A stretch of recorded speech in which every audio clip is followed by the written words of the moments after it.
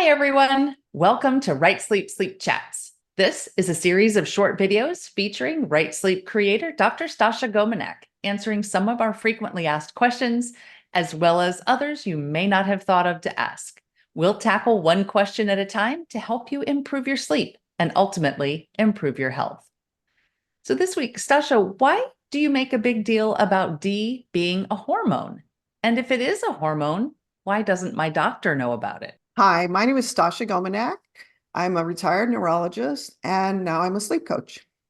And Heather and I are making a series of short videos to introduce you to some ideas that are related to the Right Sleep program. This question about D being called a vitamin incorrectly is kind of a thorny problem because it's a historical name. Back 100 years ago, there was a disease called rickets. And that disease was usually seen in infants and children. And it was characterized by kids who cried a lot, wouldn't walk, wouldn't play. You couldn't soothe them. They didn't sleep. And nobody knew what the cause was. There had been doctors that said, this is caused by not being out in the sun. And in the 1920s, there was an important article published by a pediatrician named Alfred Hess, who presented to the New York Pediatric Hygiene Society. And he presented treatment of this problem called rickets in toddlers and infants by putting them outside. So New York City in 1921 was one of the few places in the US that wasn't rural. They were living indoors like the rest of the world does now. And despite the fact that he proved that putting them outdoors made them better, it was still considered to be a nutritional disorder.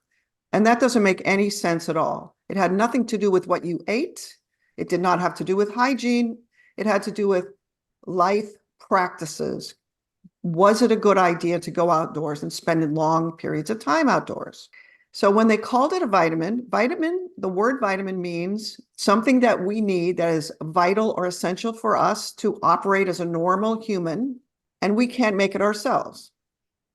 But that's really not what D is. D is a hormone that we make on our skin. We have to make it ourselves. Now, it's true that we can take it as a supplement.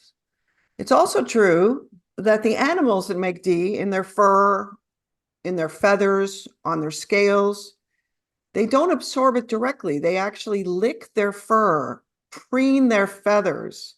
That means they get the D from their own covering. And we and pigs are rather unique in that we are bald.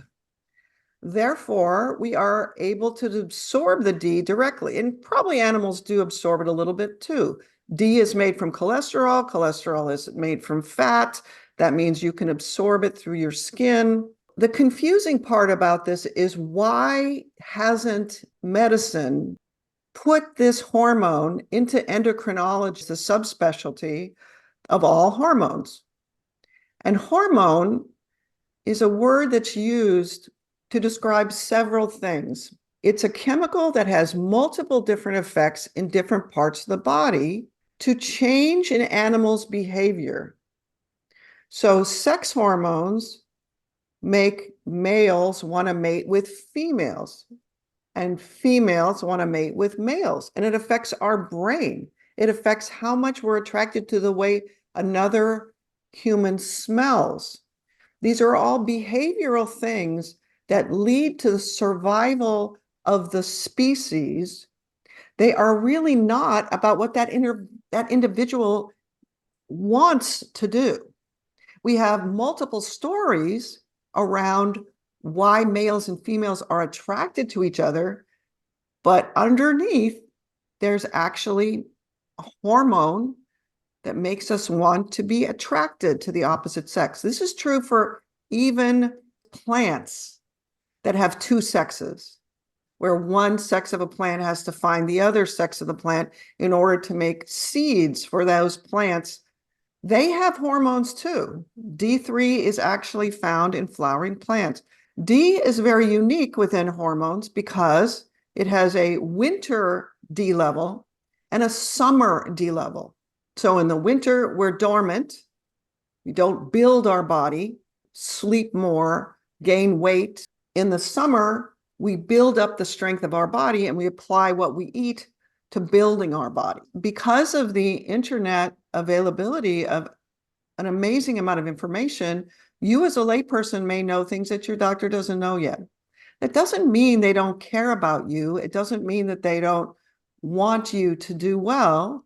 It just means that this idea that D is a hormone that affects sleep is a relatively new idea. And the reason why I'm having these sleep chats is I want everybody who's struggling to have access to those ideas. And I'm hoping that medicine will jump on the bandwagon eventually. I think it's very fascinating to learn about the historical information about this. So, all right. Well, thank you, Stasha. And thank you everyone for joining us. Please subscribe to the channel, then like and share our videos. You can find more information as well as the Right Sleep program at drgominak.com. Remember, we see our doctor once a year because we heal our bodies every night. Until the next sleep chat, sleep well. Bye-bye.